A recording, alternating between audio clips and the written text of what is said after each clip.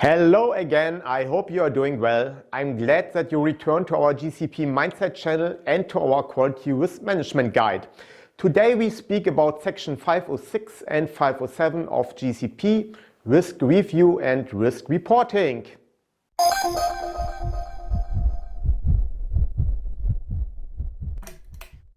Hello and once again welcome back. First, please watch our other 4 videos to profit more from this video.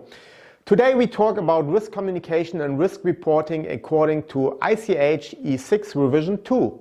Under section 506 we find risk review. The sponsor should periodically review risk control measures to ascertain whether the implemented quality management activities remain effective and relevant, taking into account emerging knowledge and experience.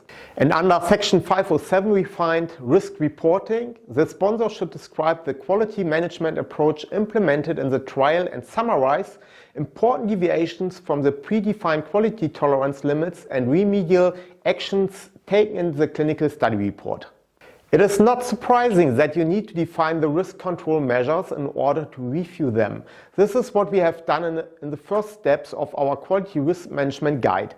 I told you a couple of times how important it is to quantify the risk factors to make them measurable. Furthermore, you need to define a tolerance limit which defines at which time point you need to trigger risk decreasing steps. To review the risk measures, you can use different tools. The most difficult, which I still see very frequently in organizations, is that CRAs are reporting risk in monitoring reports. Usually they are written in Word documents, just as text. What does this mean? For example, a CRA does report in several reports a compliance problem of an investigator, which of course means the risk of lacking data quality or integrity or patient safety or well-being of patients. That would mean the reviewer of the report would need to count the reported risk indicators manually to review whether the tolerance limit was reached. And of course, this is first very time-consuming as it needs to be done on a regular basis. And secondly, it's very error-prone as everything needs to be done by people. Describing the issues, counting the issues, measuring them and deciding whether the tolerance level was reached. I hope that you all agree nowadays this could be done in a more simple and more effective way. A much better way would be the use of Excel sheets, which is anyway a better software for the handling of data-driven information. Word is just a text program. Excel is a software which should deal with data. In Excel, issues can be entered like all other data. Data can be counted data can be measured automatically, and with the function conditional formatting you even can get automatic alerts if your risk tolerance limits have been reached. Here you can see a typical Excel tracking to track the number of patients and the number of protocol deviations. Probably the first glance would be the high number of protocol deviations at site 4, site 8 and site 9. However, if I add a column with the number of protocol deviations per enrolled patient and work with the conditional formatting function, where I say my tolerance limit would be 1 protocol deviation per patient, the message would change. The sites I need to worry about are site 1, site 6 and site 8 because they have more than 1 protocol deviation per enrolled patient. And as I said already, with the Excel function called conditional formatting, the fields are changing the color to red automatically. So such function of course simplifies the oversight management already. As long as nobody changed the formatting, issues can easily alerted and the study management should be aware about all issues in the study. The project management just needs to focus on the red alerts and can decide what has the highest priority in terms of triggering corrective and preventive actions. As a third option, there are several internet-based clinical trial management systems or short CTMS on the market. With these systems, also the reporting of risk might work automatically. For example, when a CRA reports normal issues via the normal monitoring visit report, and the system might judge a certain number of issues as a risk based on the risk analysis. Once again, please look into our previous videos to get an understanding that an issue does not mean that we have a risk, but a higher number of issues together might be considered risky for the clinical trial. And these processes from reporting data via the calculation of data and alerting risk can be done all automatically. Now I would like to show you 3 examples in the CTMS I'm quite familiar with. But there are of course also others on the market which are quite good. First, a typical risk again, a lacking protocol compliance of investigators. Here you can see how a CTMS can judge the risk and alert risky situation to the study management. This system uses also a typical traffic light system where you can see that a particular number of major protocol deviations is considered a low risk for the study. A higher number of protocol deviations would be considered a high risk, and therefore we can see a red alert.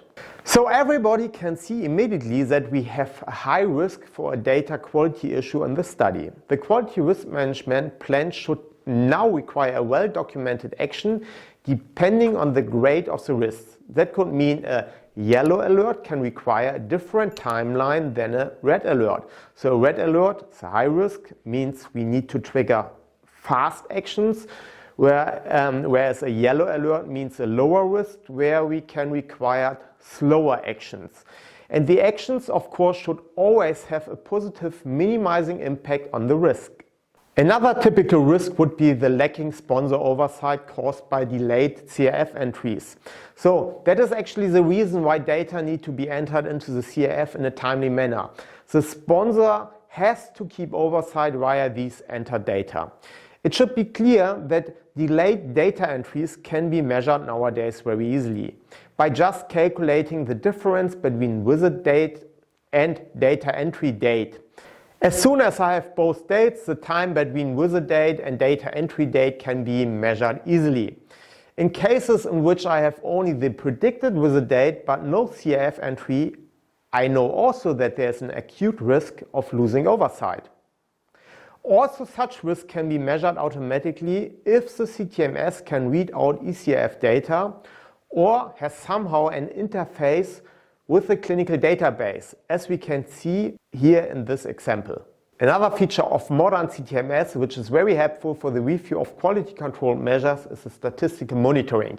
We have made already a separate video about this topic, which you can find if you click on the shown link. Our example here shows body weight data of patients at different time points. And the red spots show body weight measures which look somehow suspicious. These data are taken directly from an eCRF, and these data which are outside a normal range can be used as a signal. And according to these signals, the CRAs can do targeted clinical monitoring instead of reviewing all data which look very unsuspicious. And this, of course, makes the value of clinical monitoring much higher, as the CRAs know already which patients, respectively, which data have a priority, which is more effective than reviewing all data or reviewing data randomly. And it does not matter which method or tool you use, you need to do it on a regular basis. What does regular basis mean? This is not defined. But it does not mean every day or every hour. You should predefine a frequency of the review process. The frequency depends on the study duration, complexity of the study, experience risk alerts of the past, and so on. The risk management process is a dynamic process. You need to review whether your initial assumptions are still valid. Expected risk might not occur in reality, whereas you learn during the study about new risk, which should be included into the risk reassessment process. However, if this should be done in a systematic way with a group of very experienced people according to a systematic algorithm, it cannot be done on a daily basis. You need to predefine the frequency in your quality risk management plan. And the last point refers to one of the most important GCP principles which everybody needs to understand. What hasn't been documented didn't happen.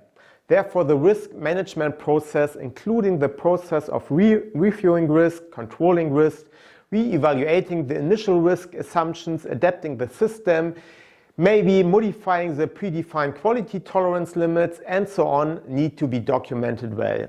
All these processes should have an audit trail and the relevant information need to be part of the final clinical study report, which needs to be written according to ICH E3. Even though you could, of course, watch our video several times, which would also be perfect, I just would like to give you a last summary of the 10 most important steps of our quality risk management guide. First, build a strong, experienced team of people for the risk analysis.